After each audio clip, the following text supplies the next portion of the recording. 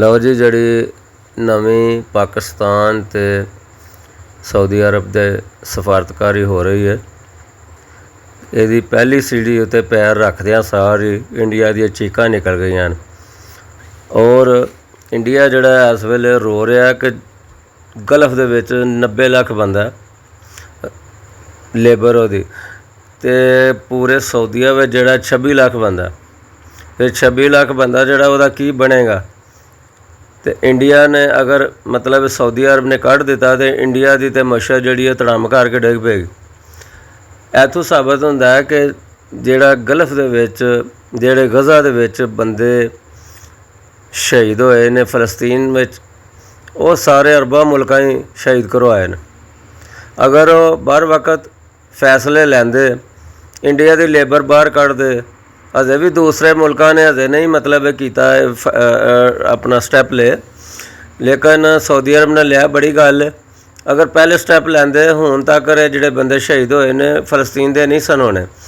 ਫਲਸਤੀਨ ਦੀ ਬਰਬਾਦੀ ਕਰਾਉਣ ਵਾਲੇ, ਇਹਨੇ ਸ਼ਹੀਦ ਕਰਵਾਉਣ ਵਾਲੇ ਇਹੀ ਅਰਬ ਨੇ। ਦੂਸਰੇ ਨੰਬਰ ਦੇ ਉੱਤੇ ਮੋਦੀ ਸਾਹਿਬ ਨੂੰ ਵੀ ਹੋਸ਼ ਆ ਗਈ ਹੈ ਹੁਣ। ਇਹਦੇ ਜਦੋਂ ਬੰਦੇ ਇੱਥੋਂ ਹੋਣਗੇ 26 ਲੱਖ ਬੰਦਾ, ਅਤੇ ਇਹ ਜਿਹੜਾ ਟਰੰਪ ਦੇ ਉਹਦੇ ਨਾਲ, ਟਰੰਪ ਦੇ ਅਤੇ ਉਹਦੇ ਆਪਣਾ ਨਾਤਨਯਾਹੂ ਜਿਹੜਾ ਉਹਦੇ ਨਾਲ ਜਿਹੜਾ ਮਤਲਬ ਉਹ ਪਿਆਰ ਦੀਆਂ ਪੀਂਘਾਂ ਪਾਉਂਦਾ ਸੀ, ਅਤੇ ਕਦੇ ਇਹਨੇ ਕੰਡੈਮ ਨਹੀਂ ਸੀ ਕੀਤਾ ਕਿ ਜੇ ਫਲਸਤੀਨ ਦੇ ਉੱਤੇ ਸ਼ਹੀਦ ਹੋ ਰਹੇ ਨੇ ਅਤੇ ਇੰਨੀ ਬੰਬਾਰੀ ਹੋ ਰਹੀ ਹੈ, ਇੰਨਾ ਐਟਮ ਚੱਲਦਾ ਪਿਆ, ਅਤੇ ਮੈਂ ਇਹਦੀ ਮਜ਼ੰਮਤ ਹੀ ਕਰ ਛੱਡਾਂ। ਕਦੇ ਇਹਨੇ ਮਜ਼ੰਮਤ ਨਹੀਂ ਕੀਤੀ, ਬਲਕਿ ਗੁਜਰਾਤ ਦਾ ਕਸਾਈ ਹੈ ਅਤੇ ਇਹਨੇ ਕਿਹਾ ਕਿ ਬੜੇ ਉਹਦਾ ਇਸਰਾਈਲ ਦਾ ਸਾਥ ਦਿੰਦਾ ਸੀ, ਇਸਰਾਈਲ ਨੂੰ ਵਾਹਵਾ ਕਰਦਾ, ਸ਼ਾਬਾਸ਼ ਦਿੰਦਾ ਸੀ। ਔਰ ਇਹਨਾਂ ਦਾ ਗੱਠਜੋੜ ਹੈ, ਹੁਣ ਵੀ ਗੱਠਜੋੜ ਇਹਨਾਂ ਦਾ ਉਹਦੇ ਨਾਲ ਹੀ ਹੈ। ਅਗਰ ਦੂਜੇ ਅਰਬ ਮੁਲਕ ਜਿਹੜੇ ਨੇ ਉਹ ਬਾਹਰ ਵਕਤ ਕਤਰ, ਦੁਬਈ, ਸਾਰੇ ਜਿਹੜੇ ਮੁਲਕ ਨੇ ਉਹ ਵੀ ਅਗਰ ਫੈਸਲੇ ਸਹੀ ਲੈਂਦੇ ਨੇ, ਇਹਨਾਂ ਨੂੰ ਭਾਰਤੀਆਂ ਨੂੰ ਤੋਂ ਕੱਢਦੇ ਨੇ, ਅਤੇ ਦੂਸਰੇ ਮੁਸਲਮਾਨ ਮੁਲਕਾਂ ਦੇ ਵਿੱਚੋਂ ਅਗਰ ਲੇਬਰ ਆਪਣੀ ਮੰਗਵਾ ਕੇ ਅਤੇ ਉਹ ਅਗਰ ਸੈੱਟ ਕਰਦੇ ਨੇ, ਰਜਿਸਟ ਕਰਦੇ ਨੇ, ਅਤੇ ਕੋਈ ਫਰਕ ਖਾਸ ਨਹੀਂ ਪੈਣਾ ਇਹਨਾਂ ਨੂੰ। ਲੇਬਰ ਦੂਸਰੇ ਮੁਲਕਾਂ ਦੀ ਵੀ ਬੜੀ ਅੱਛੀ, ਇਸਲਾਮੀ ਮੁਲਕਾਂ ਦੀ ਵੀ। ਅਤੇ ਸਿਰਫ ਗੱਲ ਇਹ ਨਹੀਂ ਹੈ ਕਿ ਇਹਦੀ ਜਿਹੜੀ ਗਜ਼ਾ ਦੇ ਉੱਤੇ ਜਿਹੜੀ ਬੰਬਾਰੀ ਹੋ ਰਹੀ ਹੈ ਨਾ, ਉਹ ਰੁਕ ਜਾਏਗੀ ਉਸੇ ਵੇਲੇ। ਉਸ ਤੋਂ ਬਾਅਦ ਇਹ ਜਿਹੜਾ ਮੋਦੀ ਸਾਹਿਬ ਨੇ, ਇਹਨਾਂ ਨੂੰ ਵੀ ਪਤਾ ਲੱਗੇਗਾ ਵੀ ਸਾਡਾ ਅਸੀਂ ਹੁਣ ਕਿੱਥੇ ਖਲੋਤੇ ਹਾਂ।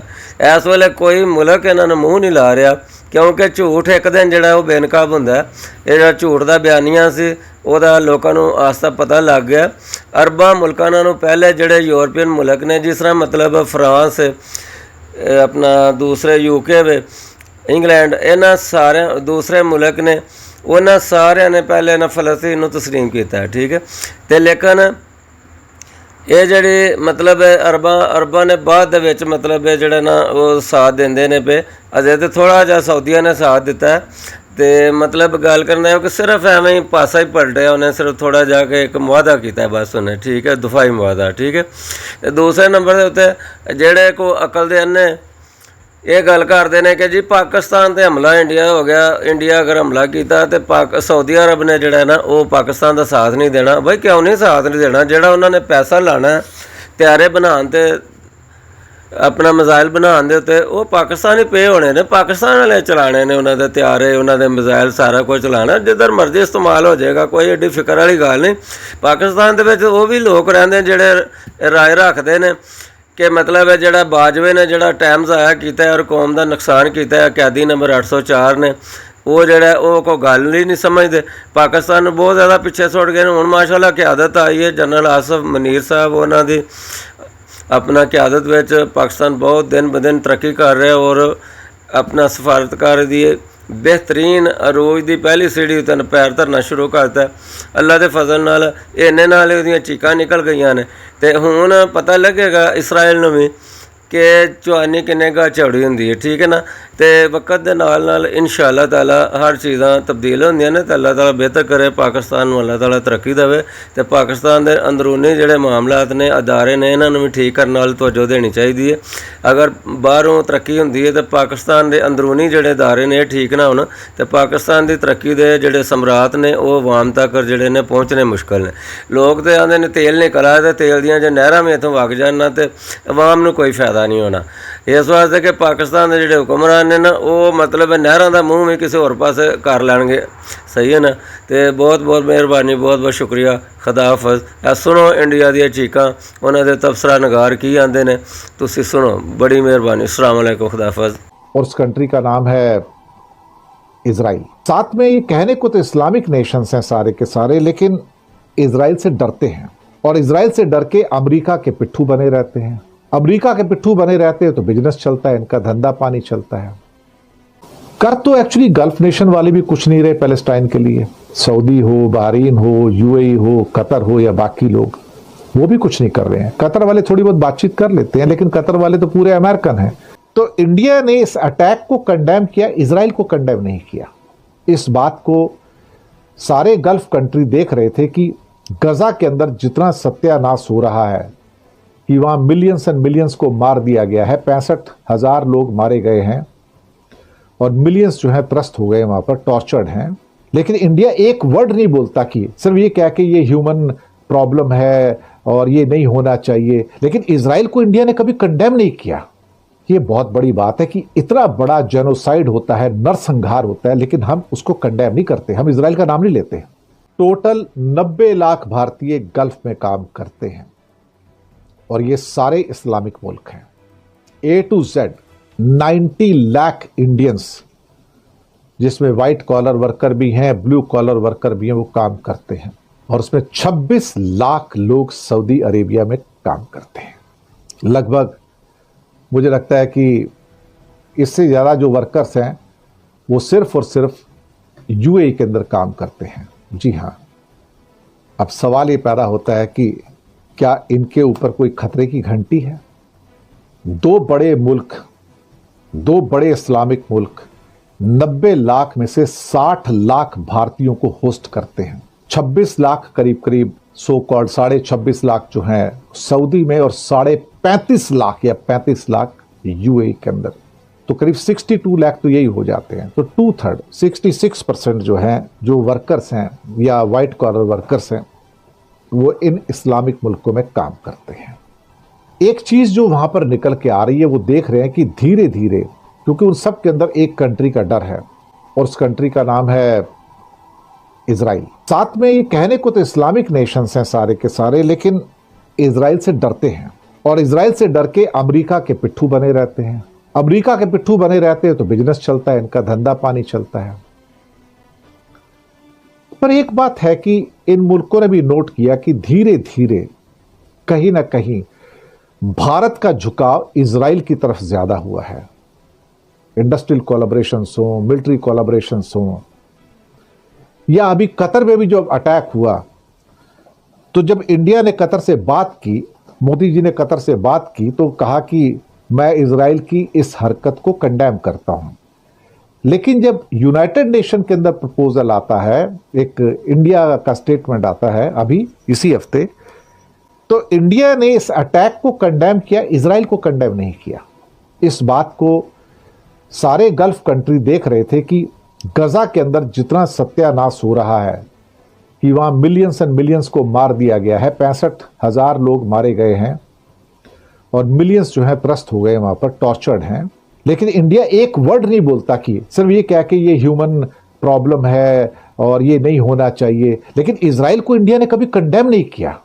ये बहुत बड़ी बात है कि इतना बड़ा जेनोसाइड होता है, नरसंहार होता है, लेकिन हम उसको कंडेम नहीं करते, हम इजराइल का नाम नहीं लेते। इस बात को गल्फ नेशंस में देखा जा रहा है कि इंडिया धीरे धीरे इजराइल की ओर चला गया है और जरूरत पड़े तो हमें डंप कर सकता है वो। तो क्या उसके ऊपर भरोसा हो सकता है? क्या इंडिया भरोसे के लायक है? धंधा पानी चलता रहेगा, ट्रेड तो चलता रहेगा, उसको माल बेचना है, उसको माल खरीदना है, वो तो चलता रहता है। वो माल खरीदना बेचना तो चाइना के साथ भी चलता है, ताइवान के साथ भी चलता है। माल खरीदना बेचना कोई बहुत बड़ी बात नहीं, से भी माल खरीदता है, वो कोई दिक्कत ही नहीं है उसमें। दुनिया में सब चलता रहता है ये। पर एक बात तो बिल्कुल पक्की है यहाँ पर कि हिंदुस्तान का इजराइल के प्रति एक्स्ट्रा ऑर्डिनरी झुकाव और पैलेस्टीनियंस को मरते हुए देखना और कुछ ना कहना, और अब पाकिस्तान और सऊदी की डील होना, जहां पे पहली बार सऊदी ने बताया कि मुझे पाकिस्तान पे भरोसा है, इंडिया पे भरोसा नहीं है। यहां से संकेत निकलते हैं, पहले पुख्ता संकेत निकलते हैं कि इंडिया के लिए ये इंडिकेशंस अच्छे नहीं हैं। भारत के 26 लाख लोगों के लिए इंडिकेशन अच्छे नहीं है, जहां पर एक सीधा एक मैसेज है सऊदी अरेबिया का, Indians are not welcome, I trust Pakistanis more, I trust other Islamic nations people more rather than India. और दूसरा, इंडिया के अंदर जो एक सेफ्रोनाइजेशन है, जो भगवाकरण है हिंदुओं का, कट्टरपंथी है, उसको भी वो बड़े गौर से देख रहे हैं और वो इस बात को देखते हैं, हालांकि वो खुद कट्टरपंथी है, फेनेटिक्स हैं, लेकिन उनको इंडिया के अंदर फेनेटिसिज्म पसंद नहीं आ रहा है कि ये नहीं होना चाहिए, ये उदारवादी रहने चाहिए।